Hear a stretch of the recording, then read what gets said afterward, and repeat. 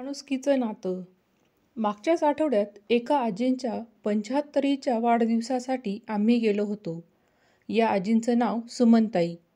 सुमनताई म्हणजे उंचपुऱ्या, सावळ्या व नऊवारीतील रुबाबदार व्यक्तिमत्व. आज त्यांच्या दोन्ही सुनांनी त्यांना खूपच छान तयार केलं होतं. ताई खूपच छान दिसत होत्या. या सुमनताईंना 2 मुलं होती. त्यापैकी एक शहरातील नामांकित अस्थिरोग तज्ज्ञ, तर दुसरा एका मोठ्या कंपनीत मॅनेजर. दोन्ही मुलं व सुना, उच्च शिक्षित नातू अशा सर्वांनी मिळून त्या आजींचा एका पंचतारांकित हॉटेलमध्ये 75चा सोहळा पार पाडण्यासाठी एक हॉल बुक केला होता. त्यात सुमनताईच्या ओळखीचे मोजकेच नातेवाईक तसेच मुलांनी आमंत्रण दिलेले सर्वजण उपस्थित होते. सोहळा अतिशय संस्मरणीय स्वरूपात करण्याचे मुलांनी ठरवले होते. सुरुवातीला मुलांनी आईची थोडक्यात ओळख करून दिली. नंतर तिने आयुष्यात कसे काबाड कष्ट करून मुलांना घडवले व घडवीत असताना तिला कोणत्या संकटांना तोंड द्यावे लागले हे मुलांनी थोडक्यात सांगण्याचा प्रयत्न केला. आणि ऋणानुबंध कसे असतात हे ऐकून आम्हा उपस्थित असलेल्या सर्व लोकांच्या डोळ्यातून अश्रू आले. सुमनताईचे हे दोन्ही मुलं जुळे होते. मुलं जेव्हा 2 वर्षाची होती तेव्हाच सुमनताईंना वैधव्य आले होते. अचानकच एका आजारपणात त्यांच्या पतीचे निधन झाले होते. आयुष्याचा सुखदुःखाचा सोबती गेला होता त्यांचा. माहेरची परिस्थिती खूपच साधारण असल्यामुळे त्यांच्याकडे कोणी फारसे लक्ष दिले नाही. सुमनताई खूपच खचल्या होत्या. परंतु एकत्र कुटुंबात राहत असलेल्या सुमनताईला आता एखाद्या आश्रितासारखी वागणूक कुटुंबियांकडून मिळू लागली. सुमनताईंवर कामाचा प्रचंड ताण निर्माण झाला.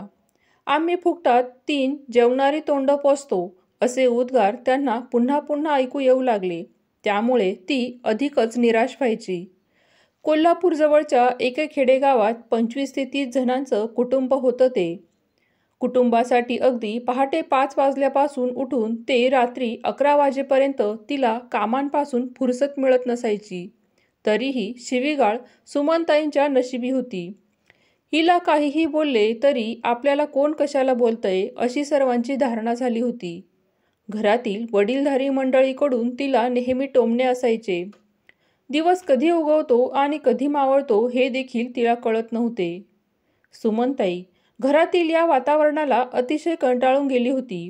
एक दिवस ती पहाटे 5 वाजता कोणालाही काहीही न सांगता दोन्ही मुलांना घेऊन पुण्याला आपल्या बहिणीकडे आली. बहिणीकडे 2 दिवस राहून सुमनताईने काम शोधण्यासाठी सुरुवात केली. मग त्यांना कोणीतरी खानावळमध्ये काम दिले. त्यांनी आपल्या बहिणीच्या मदतीने एक भाड्याची खोली घेतली. त्यात सुमनताई आपल्या दोन्ही मुलांना घेऊन राहू लागल्या. असेही त्यांच्या हाताचे जेवण अतिशय चविष्ट होते. त्यामुळे त्यांना पटापट कामे मिळू लागली. खानावळबरोबरच त्यांनी इतर ठिकाणी डबे पोहोचवण्याचे काम देखील हाती घेतले. त्याचबरोबर त्यांनी आपल्या दोन्ही मुलांनाही शाळेत घातले. मुलं अतिशय गुणी व समजूतदार होती. त्यांना आईचे काबाड कष्ट दिसत होते. ते जमेल तेव्हा आईला मदतही करायचे. मुले एवढे समजूतदार होते की ते कधीही आईकडे कोणत्याही प्रकारचा हट्ट करत नसायचे. सुमनताईच्या हाताला चव असल्यामुळे तिला अनेक घरांमध्ये काम मिळू लागले. असेच एका डॉक्टरांकडे सुमनताईला काम मिळाले. अत्यंत मनमिळाऊ, विश्वासू आणि सुगरण अशी सुमनताई कुलकर्णी दाम्पत्याला म्हणजेच डॉक्टरांना खूपच आवडल्या. आजीच्या बनवलेल्या अन्नपदार्थांची चव त्यांना खूपच आवडली. मग सुमनताई तेथेही स्वयंपाकाचे काम करू लागली. डॉक्टर कुलकर्णींचे मुलं पण सुमनताईच्या मुलाच्या वया एवढीच होती. कुलकर्णी डॉक्टर दाम्पत्य हे दिवसभर कामामध्ये व्यस्त असल्यामुळे त्यांना घराकडे व मुलांकडे जास्त वेळ देता येत नव्हता.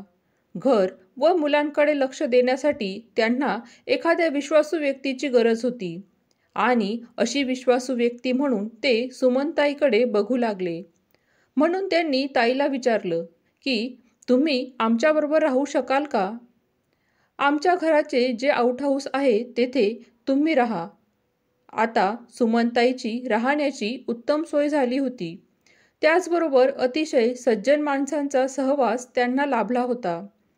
मुलंही बरोबरीची असल्यामुळे त्यांची चांगलीच गट्टी जमली होती. सुमनताईची दोन्ही मुलेही खूप हुशार होती. त्यांनी 4थीमध्ये व 7वीमध्ये स्कॉलरशिप मिळवून तेही पुढे गेली. सुमनताईच्या प्रामाणिक व कष्टाळूपणामुळे कुलकर्णी कुटुंबियालाही खूप सोयीचे झाले. ताई स्वतः अशिक्षित असली तरीही माझी दोन्ही मुलं उच्च शिक्षित झालीच पाहिजे असा जणू तिचा अट्टहासच होता. त्यासाठी कितीही काबाड कष्ट करावे लागले तरी त्यांची तयारी होती आणि मुलेही त्यांचे कष्ट बघत होते. त्यामुळे मुलांनीही अभ्यासामध्ये कोणतीही कसर राहू दिली नाही. दोन्हीही मुलं 10वीला मेरिट लिस्टमध्ये आली होती. त्यानंतर आईला मदत म्हणून त्यांनी छोटी मोठी कामे करायला सुरुवात केली. जसे की पेपर टाकणे, दुधाच्या पिशव्या टाकणे, असे करत करत पुढचे शिक्षणही ते घेत राहिले.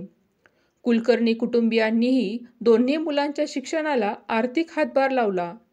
ताईने केलेल्या बचतीतून तसेच कुलकर्णी कुटुंबियांनी केलेल्या मदतीने आता ताईने एक छोटासा फ्लॅट घेतला. परंतु डॉक्टर कुलकर्णींचे काम सुमनताई करतच होत्या. आता सुमनताईचे दोन्ही मुलं उच्च शिक्षित झाले. त्यानंतर आजीने त्यांना शोभतील अशा सुशिक्षित सुना घरी आणल्या. आता डॉक्टर कुलकर्णी यांची मुलेही उच्च शिक्षित होऊन अमेरिकेत स्थायिक झाली. त्यांनी अमेरिकेमध्येच राहणाऱ्या मुलींबरोबर लग्न केली. आता कुलकर्णी दाम्पत्य पण म्हातारे झाले होते. पण अडचण अशी झाली की त्यांच्या दोन्ही मुलांना भारतात येऊन आपल्या आईवडिलांना सांभाळायलाही वेळ नाही. डॉक्टर कुलकर्णींचे गुडघ्यांचे ऑपरेशन झाले. तसेच वयोमानानुसार अनेक प्रकारचे ऑपरेशन त्यांचे झाले. बघायला येणं तर सोडाच, पण साधी विचारपूसही त्या मुलांनी केली नाही. पण ताईच्या एका मुलाने स्वतः त्यांच्या सहकार्यासोबत उभे राहून जातीने लक्ष देऊन ऑपरेशन करून घेतले. त्यांची खूप काळजी घेतली. त्यांना काय हवं काय नको ते सर्व तो बघत होता. तसेच दुसऱ्या मुलानेही वेळोवेळी त्यांना मदत केली. आजच्या सुमनताईच्या 75च्या सोहळ्याला ते कुलकर्णी दाम्पत्य पण आलेले होते. पण सौ कुलकर्णी तर व्हीलचेअरवरून आल्या होत्या. नंतर आम्हा सर्वांना कळले की ताईच्या दोन्ही मुलांनी मिळून एक मोठा बंगला घेतला आहे आणि त्या बंगल्यातच सुमनताई, त्याच्या दोन्ही मुलं व नातवंडासह तेथे राहतात व त्याच बंगल्याच्या वरच्या मजल्यावर कुलकर्णी दाम्पत्य राहते. ताईच्या व मुलांच्या आग्रहामुळेच ते तेथे आले होते, किंबहुना आणले गेले होते. आणि ताईची दोन्ही मुले त्यांची खूप काळजी घेतात. आजीची दोन्ही नातवंडेही कुलकर्णी दाम्पत्याला आजी आजोबांइतकंच प्रेम देतात. त्यांना कधीही परकेपणाची जाणीव होऊ देत नाही. आयुष्याच्या संध्याकाळी ताई व कुलकर्णी दाम्पत्य हे एकाच घरात सुखी समाधानाचे जीवन जगत आहे. असे हे ताई व कुलकर्णी दाम्पत्याचं माणुसकीचं नातं एखाद्या रक्ताच्या नात्यापेक्षाही घट्ट होतं. सुमनताईंनी कष्टाने, जिद्दीने, प्रामाणिकपणे केलेल्या कष्टाचं चीज झालं व त्यांना साथ दिली ती त्यांच्या मुलांनी, परिवाराने.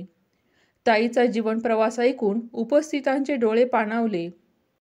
या जगात सुंदर काही असेल तर ते म्हणजे माणसाचे माणसाशी असलेले माणुसकीचे नाते. व्हिडिओमधील कथा आवडली असेल तर प्लीज लाईक करा, शेअर करा, सबस्क्राईब करा. धन्यवाद.